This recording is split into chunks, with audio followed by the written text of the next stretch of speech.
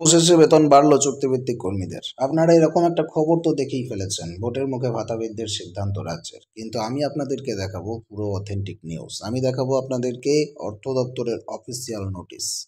আপনাদের এখানে অনেক কিছু জানার আছে। সবার বেতন বেড়ে গেছে, সমস্ত কন্ট্রাকচুয়ালদের বেতন বেড়ে গেছে, অনেকটা বেড়ে গেছে, অনেক উপকার হয়েছে। কি হয়েছে না হয়েছে সমস্তটাই আমি আপনাদেরকে দেখাবো। অবশ্যই শেষ পর্যন্ত সঙ্গে থাকবেন।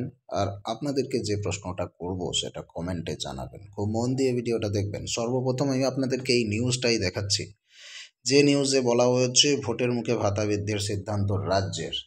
এটার সঙ্গে সঙ্গে বর্তমান পত্রিকাতেও নিউজ বেরিয়েছে এবং অন্যান্য পত্রিকাতেও কিন্তু নিউজ বেরিয়েছে। আর এই নিউজ কিন্তু এখন টোটাল ভাইরাল। এখন সবাই এটা নিয়ে খুব খুশিতে নাচানাচি করছে যে ভাতা বৃদ্ধি হচ্ছে কন্ট্রাকচুয়ালদের। আদতে কি হয়েছে? লোকসভা ভোটের আগে তৃতীয় এবং চতুর্থ শ্রেণীর চুক্তিভিত্তিক কর্মচারীদের সাম্মানিক বৃদ্ধির সিদ্ধান্ত নিয়েছে রাজ্য সরকার। অর্থাৎ গ্রুপ সি, গ্রুপ ডি, যেটা আপনাদেরকে আগেও জানিয়েছিলাম সেটাই।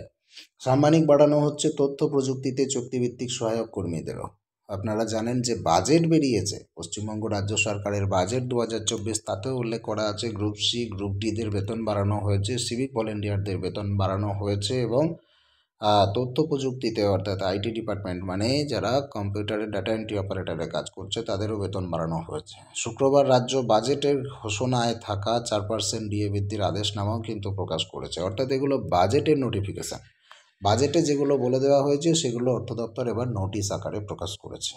সূত্রের দাবি, সমস্ত জেলা শাসকের উদ্দেশ্যে নবান্নের নির্দেশ, লক্ষ্মীর ভাণ্ডারের বর্ধিত আর্থিক সুবিধার বিষয়টি সর্বত্র প্রচার করতে হবে লোকসভা ভোট ঘোষণা হওয়া পর্যন্ত। অর্থ দপ্তর জানিয়েছে চতুর্থ শ্রেণীর চুক্তিভিত্তিক কর্মচারীদের অর্থাৎ গ্রুপ ডি তাদের ক্ষেত্রে পারিশ্রমিক বাড়ানো হচ্ছে বছরে 500 থেকে 1100 টাকা পর্যন্ত। প্রসঙ্গত, শুরুতে সেই কর্মী পান মাসে 15,000 টাকা।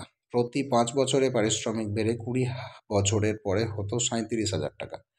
আর যারা গ্রুপ সি লেভেলের তৃতীয় শ্রেণীর কর্মী ছিলেন তাদের ক্ষেত্রে বৃদ্ধির পরিমাণ হবে বছরে 600 থেকে 1200 টাকা। সেই কর্মচারী শুরুতে 17,000 টাকা প্রতি মাসে পারিশ্রমিক পান। প্রতি 5 বছরে তা বাড়তে বাড়তে 20 বছরের চাকরি জীবনের পরে সেটা হয়ে যাবে 39,000 টাকা।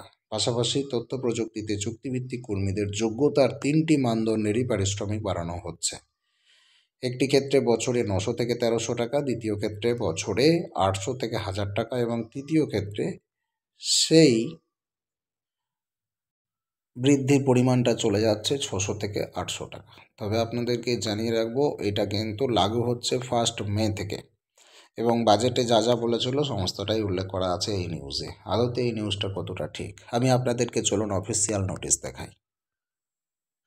অন স্ক্রিন দেখতে পাচ্ছেন অর্থ দপ্তরের অফিসিয়াল নোটিশ, যেটা প্রকাশ করা হয়েছে 1 মার্চ 2024। একদম নিউ নোটিশ আপনারা দেখতেই পাচ্ছেন। এটা হচ্ছে নম্বর 1091 FP2 আর 1090 FP2 একটা কিন্তু নোটিশ বেরিয়েছে, সেটা আমি আপনাদেরকে দেখাবো যদি এই ভিডিওতে সম্ভব না হয় পরবর্তী ভিডিওতে। এখান থেকে আপনাদেরকে সঠিক তথ্যটা নিতে হবে। এটা একেবারে অফিসিয়াল নোটিশ, এখানে কোনো ফেক নেই, কিছু নেই। অ্যাডিশনাল সেক্রেটারি IAS অফিসার ওনার সই পর্যন্ত আছে, 1 মার্চ 2024-এর ডেটও আছে। এই হচ্ছে আসল অথেন্টিক অফিসিয়াল নোটিশ, যেটা কেউ আপনাদেরকে হয়তো বা দেখাচ্ছে না। শুধুমাত্র খবরের কাগজে বিশ্বাস করা খুবই কঠিন ব্যাপার।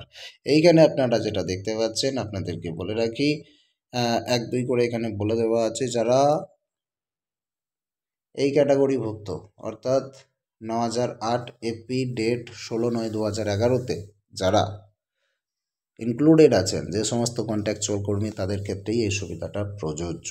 সমস্ত কন্ট্রাকচুয়াল কর্মীর বেতন কখনো বাড়েনি, শুধুমাত্র 9008-এর আন্ডারে যারা আছেন তাদেরই বেতন বেড়েছে।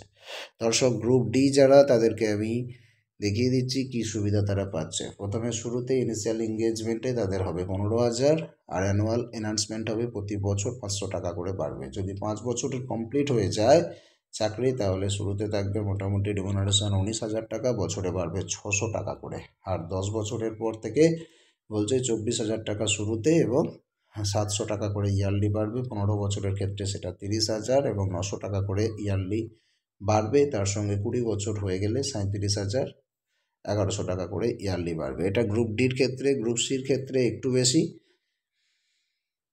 এখানে দেখতে পাচ্ছেন 17,000 ইনিশিয়াল এঙ্গেজমেন্টে 600 টাকা করে অ্যানুয়াল এনহান্সমেন্ট হবে, আর 21,000 থাকবে 5 বছরের ক্ষেত্রে, সেটা 700 টাকা করে ইয়ারলি বাড়বে। 26,000 থাকবে 10 বছরের ক্ষেত্রে, 800 টাকা করে ইয়ারলি বাড়বে। আর 15 বছরের ক্ষেত্রে 32,000 থাকবে, সেটা 1,000 করে ইয়ারলি বাড়বে। তার সঙ্গে সঙ্গে 39,000 থাকবে 20 বছরের ক্ষেত্রে এবং 1200 টাকা করে কিন্তু প্রত্যেক বছর ইনক্রিজ হবে। এখানে যেটা বলে দেওয়া আছে অ্যাবাভ ক্যাটাগরিজ, এই কথাটি খুব ভালো করে লক্ষ্য করবেন। রিমুনারেশন অফ অ্যাবাভ ক্যাটাগরিজ, এখানে সেই সমস্তই ক্যাটাগরি থাকবে যেখানে যারা 9,008-এর আওতাভুক্ত।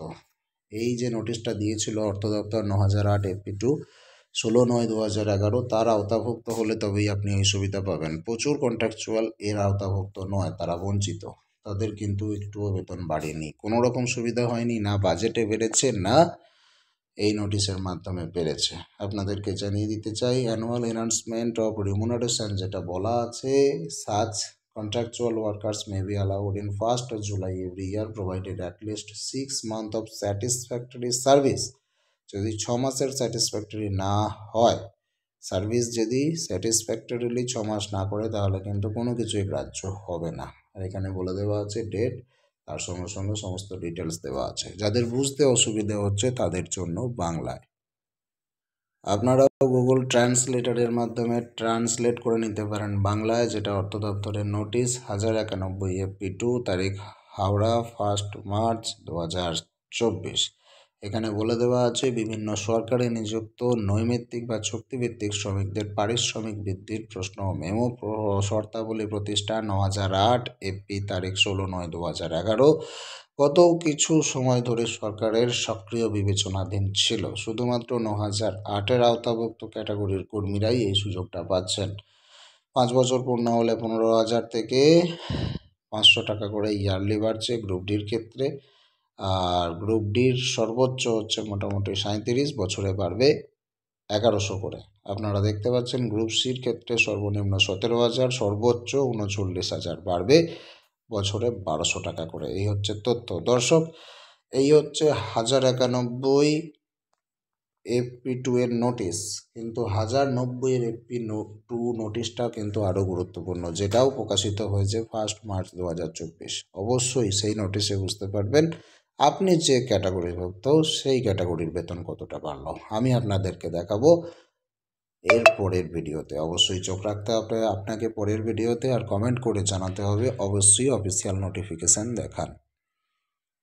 এইটুকু কমেন্ট করে দেবেন যে অফিসিয়াল নোটিফিকেশান দেখান, বিস্তারিতভাবে আপনারা আমাদেরকে দেখিয়ে দিন, আমি আপনাদেরকে দেখিয়ে দেবো পরবর্তী ভিডিওতে। অবশ্যই এই ভিডিওটিকে শেয়ার করবেন। খুবই ভালো খবর, যারা 9,008-এর আওতাভুক্ত সেই সমস্ত চুক্তিভিত্তিক কর্মচারীদের বেতন অনেকটাই বাড়লো। ধন্যবাদ।